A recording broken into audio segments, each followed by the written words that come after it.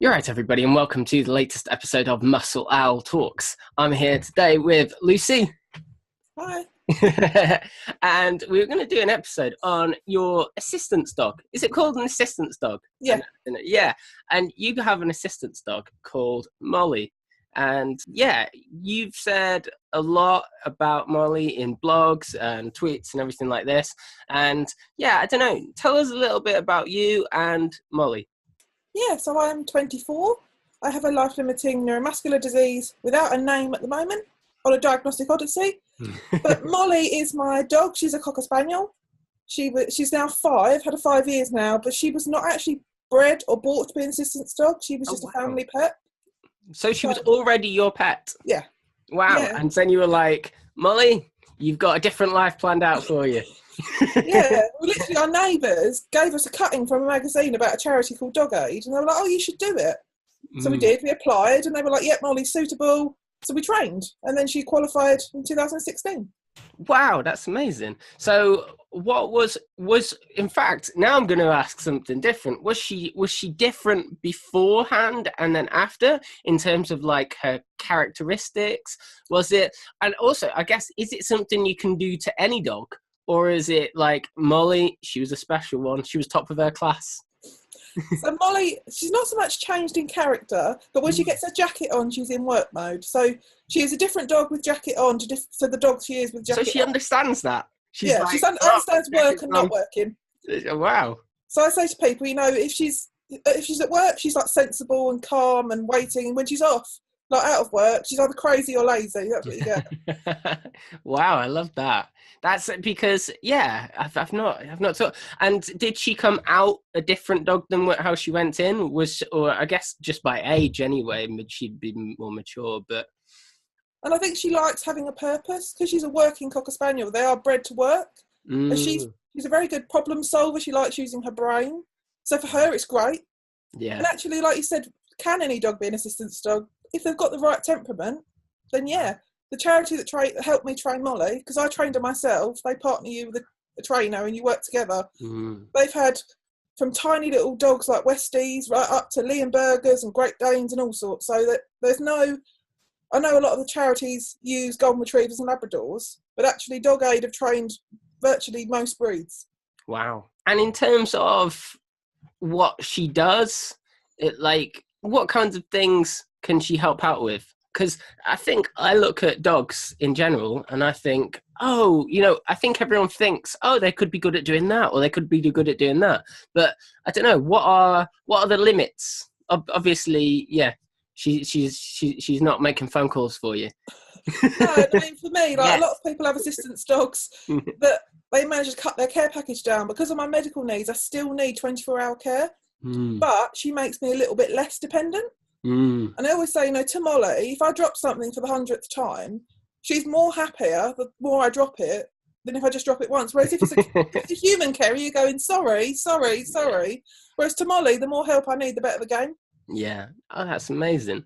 So, yeah, because I've seen assistance dogs with, there was a young man with Duchenne who I saw had an assistance dog, and that assistance dog helped him get dressed. It would help him take his socks off and things like that. What are the kind of activities that dogs can do?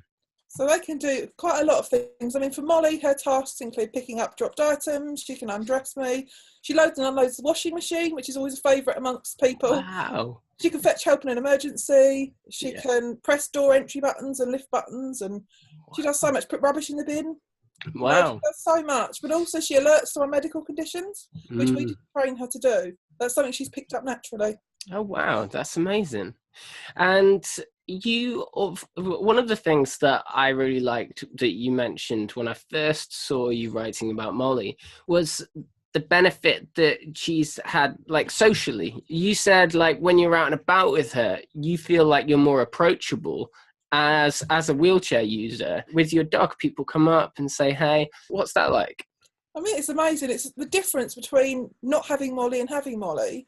I'd go out and apart from staring from a distance, I was completely invisible. And then suddenly you put a dog by my side and you can't go anywhere for people stopping you. But for me, I like that. I enjoy that. Yeah. And you hear life story, you know, you can't go anywhere without hearing at least 3 life stories. You end up getting stopped. You can't, honestly, you can't do anything in a hurry with an assistance dog. I suppose that's a consideration for people getting them. It's like, wait, do you like your invisibility? Yeah, the only problem is obviously people touching her without asking. I've got no problem with people stroking her as long as they ask me first so I can release her. Yeah. And is that it? Because obviously knowing how things are for assistance dogs who help people who are blind or other things like that, if you touch an assistance dog, it's distracting them from their duty, and it can confuse them, or it can make them forget things that they should be doing, and they can get upset by it. Is it the same with your assistance dog?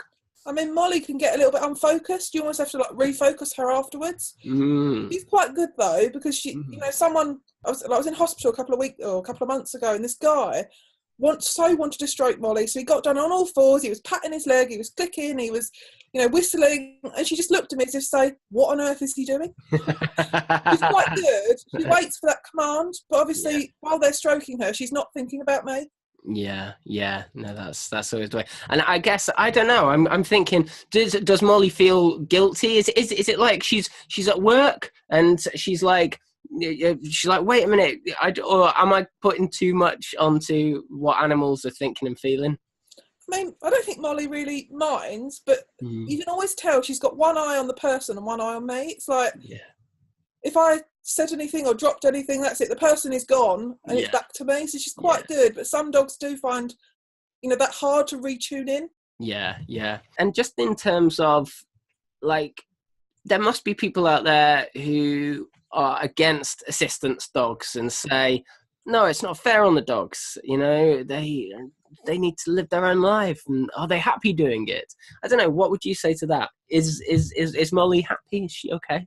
Molly is more happy to work than she is to walk and do other things.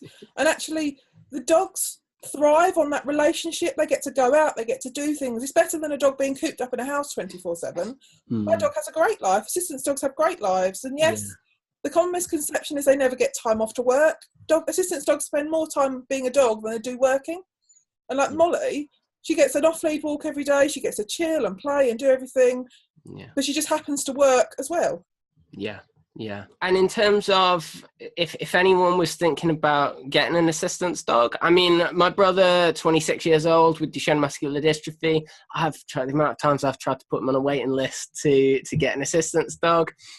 What routes are there to go down? Why aren't there more assistance dogs? Is there a reason?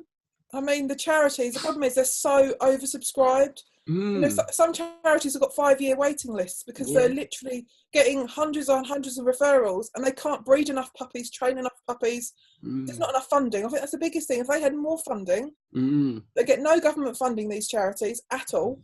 And actually, without that funding, they can't grow. If they can't grow, they can't produce more dogs. And why is that? Is that because there not been enough work or research done to prove that dogs could elite? Because I feel like now we're seeing so much more, so much more care support because people with disabilities are living longer and, better lives. And obviously, if care support could be reduced with assistance dogs, I mean, that would be wonderful. And I think it's bizarre that people can't access them who would like to, and who I think it would be truly beneficial to.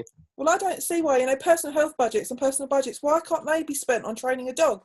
Because actually, outside of the charity, you can own a train. So legally, if your dog does 3 tasks, and it's done a public access test, and it's been qualified as such to do that, but then your dog is legally an assistance dog in the eyes of a law. It's a reasonable adjustment. It's seen as the same way as a wheelchair. So even though your dog is a living being, it's still a disability aid. And if it meets those standards, it is an assistance dog in the eyes of the law. Yeah. Awesome. Great introduction to assistance dogs. And hopefully my first step on the journey into getting Andrew an assistance dog. Lucy, do you want to lead us out? Yeah, so I'd just say to anyone that's thinking of getting an assistance dog, look into it. But also make sure that you can meet the dog's needs. It's not just about a dog being a servant as such. You need to be able to meet their needs as well. But you won't believe the difference it will make to your life until you get one. Yeah, Wonderful. Right, guys, thanks for watching as always, and we'll catch you again soon. Bye bye.